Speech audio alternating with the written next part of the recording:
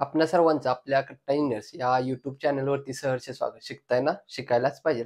आज आपण या व्हिडिओमध्ये सॉम या सब्जेक्ट मधील simple stresses strain and elastic constant या चॅप्टर मधील type 1A simple stresses strain या फॉर्म्युलांवर आधारित न्यूमेरिकल नंबर 12 पाहणार आहोत. काय आहे तो? Find the diameter of circular rod. एक सर्क्युलर रॉड दिलेला आहे, त्याचा डायमीटर काय करायला सांगितलं आपल्याला, फाइंड आउट करायला सांगितलेलं आहे. 2.4 मीटर लॉंग त्याची जी लेंथ आहे ती किती दिली आहे आपल्याला, 2.4 मीटर दिलेला आहे. सब्जेक्टेड टू एन ऍक्सियल पुल म्हणजे बाहेरच्या साईडला ओढणारा फोर्स तो किती दिलेला आहे, 15 किलो न्यूटन दिलेला आहे. शोज एन इलॉंगेशन ऑफ म्हणजे बाहेरच्या साईडला फोर्स ओढल्यानंतर ही जी काय रॉडची लेंथ आहे ती काय होणार आहे, इन्क्रीज होणार आहे. तर ती इन्क्रीज झालेली लेंथ किती दाखवते, 1 mm एवढं डिस्टन्स सांगतात त्यांनी. Take E is equal to 205 kilo newton per mm². Young modulus ही सुद्धा दिलेला आहे. तर न्यूमरिकलच्या आधारे आपण काय करूया, गिवन डाटा काय काय दिलाय तो आपण नोट डाऊन करूया. सर्वप्रथम गिवन मध्ये काय काय, circular rod 2.4 metre long. Long म्हणजेच काय असते, लेंथ किती दिले, 2.4 मीटर. मीटरचं MM मध्ये कसं कन्व्हर्जन करायचं, तर युनिट कन्व्हर्जन म्हणून एक व्हिडिओ आपण पाहिलेला आहे, त्याची डिस्क्रिप्शन मध्ये लिंक ठेवतो. तिथून सर्व युनिट कन्व्हर्जन त्या व्हिडिओमध्ये आपण कव्हर केलेले आहेत. तर तो व्हिडिओ तुम्ही नक्की पहा, त्याची डिस्क्रिप्शन मध्ये लिंक ठेवतो. युनिट कन्व्हर्जन असं त्या व्हिडिओचं नाव आहे. तर मीटरच्या MM मध्ये कसं करत असतो, तर दिलेल्या व्हॅल्यूला इंटू 10⁻³ करायचं, काय होतं, मीटरचं MM मध्ये कन्व्हर्जन होतं. म्हणजेच बघा 2.4 दिलेली व्हॅल्यू आहे, इंटू 10⁻³ केले काय होणार, मीटरचं MM मध्ये कन्व्हर्जन होणार. नेक्स्ट ऍक्सियल पुल म्हणजेच फोर्स दिलेला आहे, किती दिलाय, 15 kilo newton. 15 kilo newton. Kilo न्यूटनचं न्यूटन कसं करायचं, किलो म्हणजेच काय असतं, 10⁻³ मग दिलेल्या व्हॅल्यूला 10⁻³ न काय करायचं, इंटू करायचं. 15 इंटू 10⁻³ न्यूटन झालं. नेक्स्ट काय दिलंय, इलॉंगेशन म्हणजे change in length, delta L किती दिलाय, 1 mm. ऑलरेडी MM मध्ये आहे, त्यामुळे युनिट कन्व्हर्जन करण्याची गरज नाही. नेक्स्ट काय दिलंय, यंग मॉड्युलस ई किती दिलाय, 205 किलो न्यूटन पर MM². आता किलो न्यूटन पर MM², त्याचं आपल्याला न्यूटन पर MM² करावं लागतं.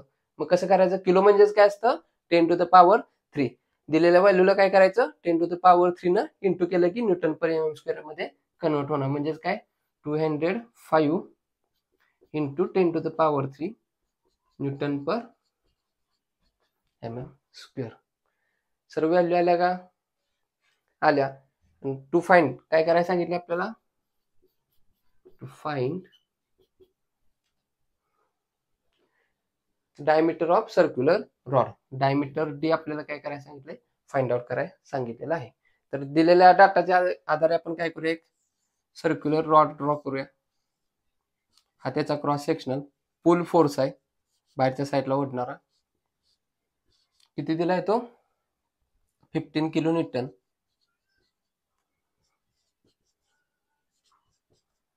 नेक्स्ट त्याची लेंथ दिली आहे आपल्याला 2.4 मीटर.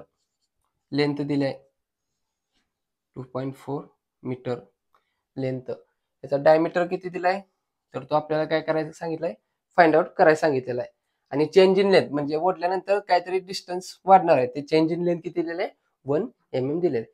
मग आता आपल्याला इथं काय फाइंड आउट करायचं आहे, डायमीटर. डायमीटर कोणत्या फॉर्म्युल्यात असते रे, ज्यावेळी आपण सर्कलचा एरिया फाइंड आउट करतो. सर्कलचा एरिया कसा फाइंड आउट करतो, πd² डिवायडेड बाय 4. त्यामध्ये d² म्हणजे त्यात काय डायमीटर आपला लपलेला आहे. म्हणजेच काय रे, आपल्याला सर्वप्रथम एरिया फाइंड आउट करावा लागेल. मग एरिया फाइंड आउट करण्यासाठी कुठं कुठं एरिया दिसतोय बघा, या फॉर्म्युल्यामध्ये काय, stress is equal to P/A आणि दुसरा कुठे इथं एक ए दिसतोय, change in length is equal to PL divided by AE. Maximum जर सर्व डाटा आपल्याला गिवन असेल तर हा फॉर्म्युला वापरायचा. जर यात डाटा मिसिंग असेल तर मग सेकंड ऑप्शन हा फॉर्म्युला वापरायचा. मग आता सध्या बघा, हा फॉर्म्युला वापरण्यासाठी आपल्याला काय पाहिजे, चेंज इन लेंथ माहित पाहिजे, दिलेले आहे. P माहित पाहिजे, दिलेला आहे. लेंथ माहित पाहिजे, दिलेली आहे. एरिया फाइंड आउट करायचा आहे, ई दिलेला आहे. म्हणजेच फक्त एक व्हॅल्यू एरियाची मिसिंग आहे, त्याच्या व्यतिरिक्त सर्व व्हॅल्यू आपल्याला काय केल्या, त्यांनी दिलेले आहेत. म्हणून काय करायचा, हा फॉर्म्युला वापरायचा. Change in length is equal to PL divided by AE. आता आपल्याला काय करायचं आहे, एरिया एका साईडला ठेवायचा आहे, बाकीचे सर्व व्हॅल्यू दुसऱ्या साईडला पाठवायचे. मग काय करूया, एरिया इकडे डिवाइड आहे, इकडे आल्यानंतर इंटू होणार. Therefore area is equal to, हा इकडे इंटू झालेला इंटू काय असणार आहे डेल्टा एल, तो इकडे डिवाइड होणार. म्हणजेच काय होणार बघा, P L divided by area इथं जाणार आणि इथला चेंज इन लेंथ इथे येणार. म्हणजेच काय होणार, change in length into A. Value put करूया. पी किती दिलाय आपल्याला, इथं खाली काढूया व्हॅल्यू. पी किती आहे, 15 किलो न्यूटन. किलो न्यूटनचं न्यूटन कसं करतो, इंटू 10⁻³ लेंथ बघा किती दिलाय, 2.4 मीटर. 2.4 मीटर, मीटरचं एम एम मध्ये कसं करणार, into 10⁻³ divided by change in length किती दिले, ऑलरेडी एम एम मध्ये, युनिट कन्व्हर्जनची गरज नाही. नेक्स्ट यंग मॉड्यूल सी किती दिलाय, 205 kilo newton per M M square. आपल्याला Newton per M M square लागतं. मग हे किलो घालवण्यासाठी काय करतो आपण, इंटू 10⁻³ किलो म्हणजेच काय असतं, 10⁻³ असतं. म्हणजे सर्व व्हॅल्यू पुट केल्यानंतर आपल्याला काय भेटणार, एरिया. कॅल्क्युलेटरच्या साहाय्याने आपण काय करूया, एरिया फाइंड आउट करूया. कसा करायचं बघा, ब्रॅकेटमध्ये 15 into 10⁻³ into 2.4 into 10⁻³ bracket complete divided by दुसऱ्या ब्रॅकेट मधले 1 into 205 into 10⁻³ bracket complete is equal to किती आला आपला आन्सर, 175.609. 175.609. एरियाचं युनिट कसं असतं, एम एम स्क्वेअर. मग आता एरियाची व्हॅल्यू फाइंड आउट केली आहे. मग सर्क्युलर क्रॉस सेक्शनचा एरिया आपण कसा काढतो, area is equal to pi D square divided by 4. आपल्याला काय पाहिजे, डी पाहिजे. डी एका साईडला ठेवूया, सर्व व्हॅल्यू दुसऱ्या साईडला पाठवूया. ही डी स्क्वेअर इथंच ठेवूया, बाकीची ही पाय आणि डिवायडेड बाय 4 या साईडला पाठवल्या काय होणार, 4 इकडे डिवाइड आहे, इकडे आल्यानंतर काय होणार, इंटू होणार. म्हणजेच काय 4 इंटू ए डिवायडेड बाय हा पाय इकडे इंटू आहे, इकडे काय आले होणार, डिवाइड होणार. इज इक्वल इकडे लिहा. आता आपल्याला इथं डी स्क्वेअर आहे, आपल्याला काय पाहिजे, डी पाहिजे. मग हा जर नुसता डी घ्यायचा असेल तर काय करायचं, हे स्क्वेअर जाण्यासाठी इकडे काय करावं लागेल, स्क्वेअर रूट घ्यावं लागेल. म्हणजेच काय 4 इंटू ए, अंडर रूट मध्ये ही व्हॅल्यू टाकायची. टाकूया आणि व्हॅल्यू लिहूया 4 ॲज इट इज. एरिया किती फाइंड आउट केला, 175.609 डिवायडेड बाय पाय. कॅल्क्युलेटरच्या सहाय्याने व्हॅल्यू कॅल्क्युलेट करूया. कशी करायची बघा, तर सर्वप्रथम काय करूया, ही व्हॅल्यू कॅल्क्युलेट करूया. ब्रॅकेटमध्ये 4 into 175.609 bracket complete divided by पायची व्हॅल्यू इथं असते, परंतु शिफ्ट आणि EXP बटन दाबल्यानंतर पाय येतं. इज इक्वल टू करूया. ही व्हॅल्यू आन्सर मध्ये सेव्ह असणार आहे. जे काय आपलं कॅल्क्युलेशन लास्टची जी स्टेप असते, जे आन्सर असतं ते कॅल्क्युलेटर मध्ये आन्सर या बटन मध्ये सेव्ह असतं. जरी आपण कॅल्क्युलेटर ऑन केलं, आता 0 आहे बघा, तरी सुद्धा जे काय व्हॅल्यू आपण केलेले ते आन्सर मध्ये काय होणार आहे, सेव्ह असणार आहे. मग काय करायचं, अंडर रूट काढायचं आहे. आता हे कॅल्क्युलेशन केलं आपण 4 इंटू 175.609 डिवायडेड बाय पाय, काहीतरी व्हॅल्यू आली, ही व्हॅल्यू कॅल्क्युलेटर मध्ये सेव्ह असते. आता काय करायचं, कॅल्क्युलेटर मी ऑन केलं असलं तरी ते आन्सर मध्ये, आन्सर या बटन मध्ये व्हॅल्यू सेव्ह असते. मग काय करायचं, हे जे अंडर रूट बटन आहे ते प्रेस करायचं आणि आन्सर असं प्रेस करायचं. इज इक्वल टू बटन दाबा, किती आलं 14.953 इथं लिहा. म्हणजेच आपली डायमीटरची व्हॅल्यू किती आली, 14.953. डायमीटरचं युनिट काय असतं, एम एम. म्हणजे जे एकंदरीत आपण या न्यूमेरिकल मध्ये काय केलं, जे काय गिवन डाटा होता तो इथं लिहिला. लेंथ मीटर मध्ये होती, इंटू 10⁻³ करून एम एम केलं. फोर्स किलो न्यूटन मध्ये होता, त्याला इंटू 10⁻³ करून न्यूटन केलं. Change in length M M मध्ये असल्यामुळे ॲज इट इज ठेवलं. Young modulus kilo newton per M M square मध्ये होता, त्याचं newton per M M square कसं केलं, किलोला 10⁻³ न रिप्लेस करून newton per M M square केलं.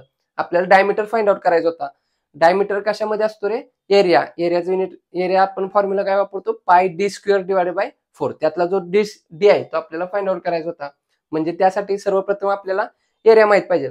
मग एरिया कोणत्या कोणत्या फॉर्म्युल्यामध्ये असतो? Stress is equal to P divided by A, आणि दुसरा formula change in length is equal to P L divided by A E. मग मॅक्झिमम आपण काय करतो, हा फॉर्म्युला वापरायला ट्राय करायचा. Change in length is equal to P L divided by A E.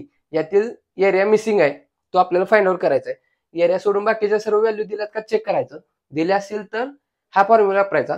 जर 2 किंवा 2 पेक्षा जास्त व्हॅल्यू मिसिंग असतील तर हा फॉर्म्युला वापरायचा. न्यूमरिकल नंबर 11 जो आहे त्यामध्ये काय केलं तर ह्या 2-3 व्हॅल्यू मिसिंग होत्या, त्यामुळे आपण डायरेक्ट स्ट्रेसचा फॉर्म्युला वापरलेला. परंतु ह्या न्यूमरिकल मध्ये काय सर्व व्हॅल्यू गिवन आहेत, फक्त एरिया फाइंड आउट करायचा म्हणून हा फॉर्म्युला वापरला. एरिया फाइंड आउट करायचा होता, एका साईडला ठेवला, बाकीच्या सर्व व्हॅल्यू सेकंड साईडला शिफ्ट करून व्हॅल्यू पुट केल्यानंतर एरियाची व्हॅल्यू mm² मध्ये काढली.